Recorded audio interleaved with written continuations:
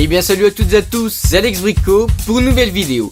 Et aujourd'hui on se retrouve pour le test de la caméra de surveillance que je vous ai présenté il y a peu de temps sur la chaîne. J'utilise donc cette caméra depuis quelques semaines et elle m'est vraiment utile.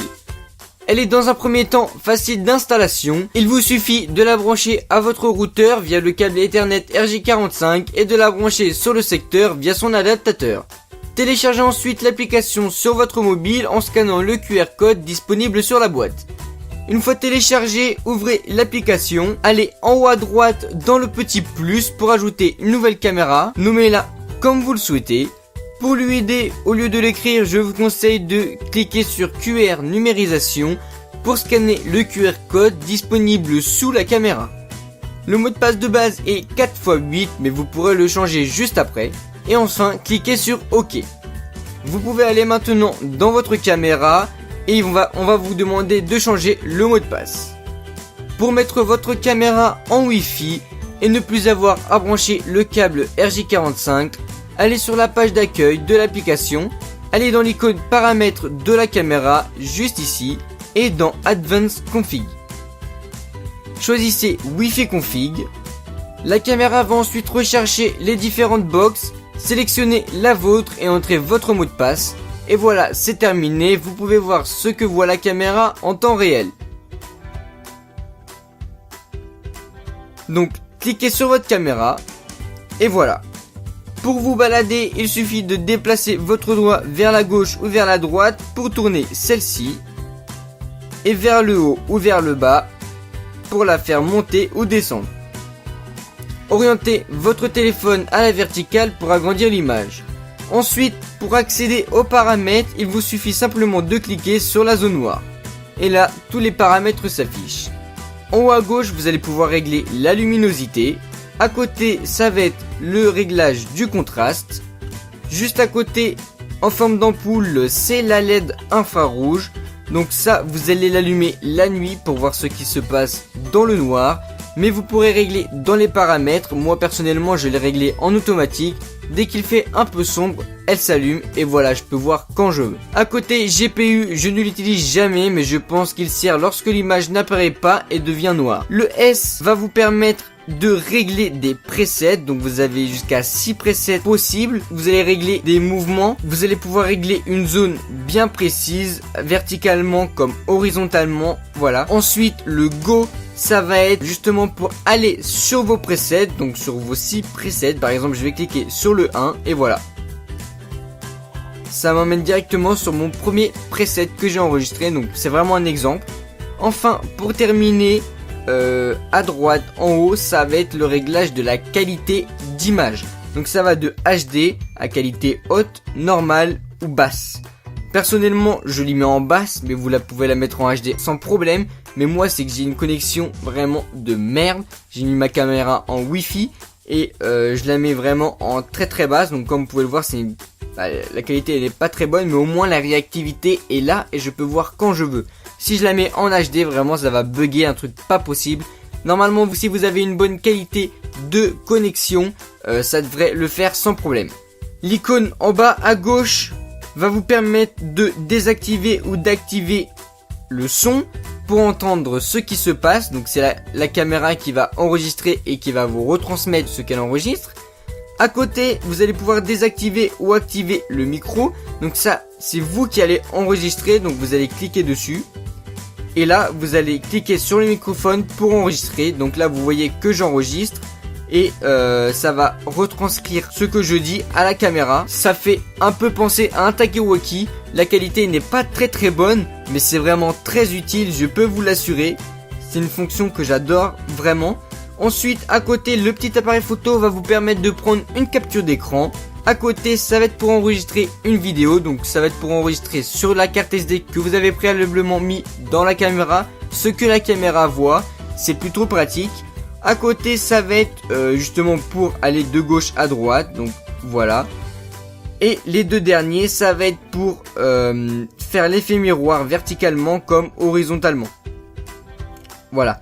Et à côté, la flèche, c'est pour revenir au menu. Donc maintenant, je vais vous montrer les réglages. Donc, comme tout à l'heure dans les réglages, là, toute une possibilité. Je vais vous montrer les réglages avancés. Donc là, vous pouvez désactiver l'alarme, modifier la caméra, la supprimer ou même la rebrancher. On va aller dans Advanced Config. Donc en premier, on a configuration des alarmes parce que la caméra fait aussi office d'alarme. Donc elle embarque une petite alarme, vraiment très petite. Mais c'est plutôt pratique avec un détecteur de mouvement. Donc vous pouvez régler tout ça. On peut vous envoyer un mail, une voix va transmettre un message, vous allez recevoir un message d'alerte, etc. etc. Ensuite, la Wi-Fi, je vous l'ai montré juste avant. La configuration de la carte SD, donc là, moi, j'en ai pas. Comme vous pouvez le voir, j'en ai pas mis, je ne l'utilise pas. Mais vous pouvez mettre une carte SD pour enregistrer ce que la caméra voit. Et donc modifier la résolution, c'est vraiment très pratique. Ensuite, PTZ, donc ça va être la vitesse de rotation, si vous voulez. Quand vous allez vous balader de droite à gauche, de haut en bas, donc ça va être la vitesse. Moi, je l'ai mis en normal. Si vous voulez que ça soit plus rapide, vous mettez le plus haut, etc., etc. Ensuite, IR LED, donc ça va être la LED infrarouge. Vous voyez, moi, je l'ai mis en auto. Et donc, je suis assez tranquille. J'ai mis vers le sombre. Et voilà, ça se fait tout seul. Time setting, c'est pour régler le temps, la date, etc. La configuration des emails, donc moi je l'ai pas configuré, mais ça peut être assez pratique. Mais moi j'utilise pas cette fonction là, donc voilà. Mais je vous la montre quand même, ça a l'air assez compliqué. Donc je vous laisse faire ça de votre côté.